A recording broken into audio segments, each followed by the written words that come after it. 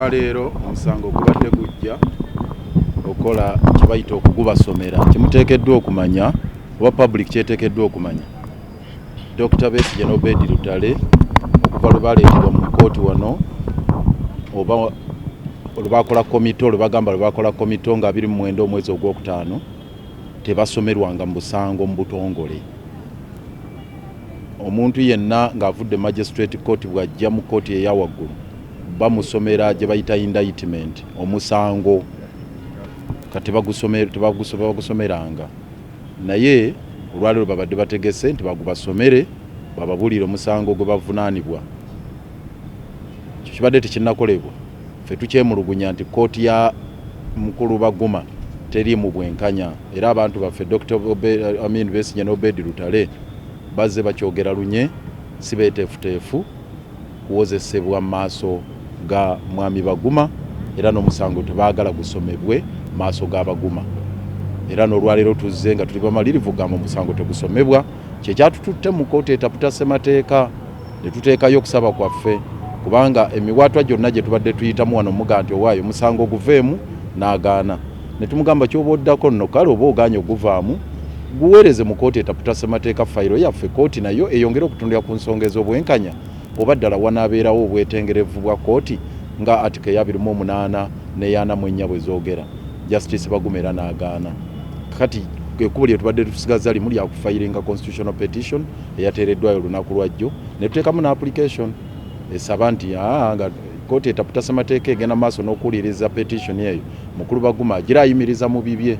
Olwaleero kye tutunuulidde application eyo agitaddeyo nga ennaku z'omwezi 22 lw'ejja state ezegamba bo bati bannagimanyaako ne babawa paka ennaku z'omwezi 10 babe nga 11 bateekemu okuwoza kwabwe then naffe tuddemu nga 18 nga 22 tukomewo wano tutandike okuwulira application eyo oba Baguma Justice Baguma ayimiriza okugenda mu maaso n'okusomera Dr. Besigye omusango nga bwe tulinda kkooti etaputa ssemateeka emala okusalawo oba nedda. Ekyokubiri kwe kuga nti n'ebbeeyi lwebaweebwe bamaze omwaka mulamba kati kumpi n'omwezi gumu nga bali ku mulimandi nga omusango gwabwe teguwulirwa ate nga balina eddembe lyabwe okweyimirirwa abajulizi bonna baweebwayo na buli kimu kyonna bakituukiriza ekyetaagisa so nga tugamba ne ku olwo ffe era tujja kusaba Dr. Besigye n'Obedi Lutale beeyimirirwe. Naye ne kino tekirekeka. Olunaku lwajjo Mwami Museveni yalonze Tukakyungulwa Richard nga chairman wa General Court Martial. Mumanyi bulungi Tukakyungulwa kye yatukola mu General Court Martial nkoko baana baayo yatuuka n'ajungulula balooya bonna yajungulula senior counsel omanyi yatuuka n'omugamba nti ono foreigner webweru tamumanyi tayinza ndala kuwolereza mu kkooti yange n'atuuka nagagwe Martha Karua nsobola n'okukwatira mu kkooti yange. Imagine eri yalinga advisor judge advocate abanga advisor awabula kkooti naye ng'obuyinza bwalaga maama kati kyewunyisa oba yalaganga obuyinja amaanyi ago nga advisor nga judge advocate ne kati bwe bataddewo ddala ye ssenkagale wa kkooti akulira abalamuzi abalala 9 bali 10 kigenda okuba mu General Court Martial kigenda kuba kifumba mutuku naye naffe tufunvubidde era tugenda maaso n'okulwanyisa kkooti ya Tukakyungulwa kuba tumanyi lwaki bagireetedde mu kaseera kano ng'ebikolwa by'okutulugunya abantu bigenda maaso opposition abantu bangi bakubibwa tiyagasi alinga tiyaga kuba emiggo okutinga okuba emiggo okubuzibwawo kw'abantu bateeka simanya mu fridge kugenda maaso kaakati tulina n'okutya nti nawono basobola okukira bati ne bagira bati bino ebintu by'abano teweewuunya nga kifayiro bakisituddewo wano bakijjewo Abaguma nga bakizizaayo mu General Court Martial kubanga yali yafa kati bagizuukusizza nga bakitadde eri nga baga fayiro kati eri wa Tukakyungulwa nga batugamba tudde mujjukire gye baasibira Aaron Kiiza so luno olutalo lwakufana kuwona era ffe tugenda maaso n'okugamba bannaffe ffenna bwe tuli mu mbeera enyegerezibwa abali ku sayidi eyagala enkyukakyuka nti luno lwoya lwa mu nnyindo tulina kulwanira wamu okulaba nga twejjako embeera eno. Tukakyungulwa teyazze kusiba bamenyi b'amateeka yazze kulwanyisa babyabufuzi abaagala enkyukakyuka mu ggwanga. Mwebale nnyo mwebale. I would like to say a few things, but first to tell my learned colleague, the Assistant DPP, Mr. Jatiko, with a light note that he has no duty in law to oppose every application made on this side, especially if it is procedural. I think this is very wrong. No one is opposing any application.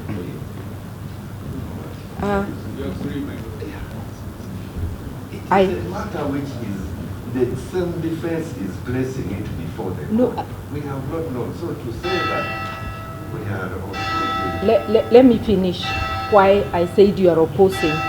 We are seeking for the court to halt the process until the stay application is heard. But Mr. Jatiko says, hear the plea first. That's what I heard you say. Unless he said that the plea should be heard. Unless if I misheard him, that is where I'm coming from. That in essence is opposing the stay. Because once the plea is heard, the proceedings will have commenced. The very proceedings we are trying to stay. And this is a procedural matter. There is an application which is going to be served at the end of the day. And on a matter, like my learned friend Arias Lukwago, the Lord Mayor has elaborated, it's on matters that have been canvassed before this court, so it's not on any new matter. So I would like to refer the court to Article 28, subsection 1 of the Constitution, about the right to a fair, speedy, public hearing before, these are the two operative words, independent and impartial court, if I may leave there. That is the area the accused persons are contending. They want their petition before the High Court to agree with them, or disagree for that matter, their contention that they are not before a fair, an independent and impartial court. They have given their reasons. So this is an Article 28 fair hearing issue, and therefore the stay of proceedings is critical to that extent. We would pray, as has been canvassed by my colleagues, that these proceedings should not continue until you dispose of the stay application.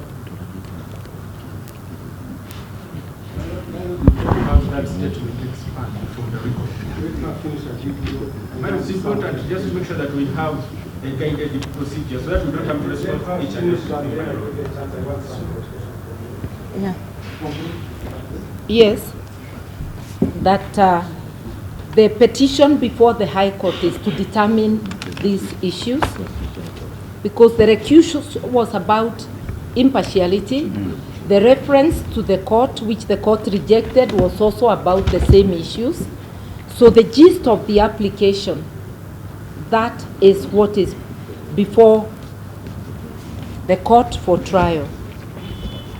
I would also say it's already been canvassed that asking for 1 month is unreasonable.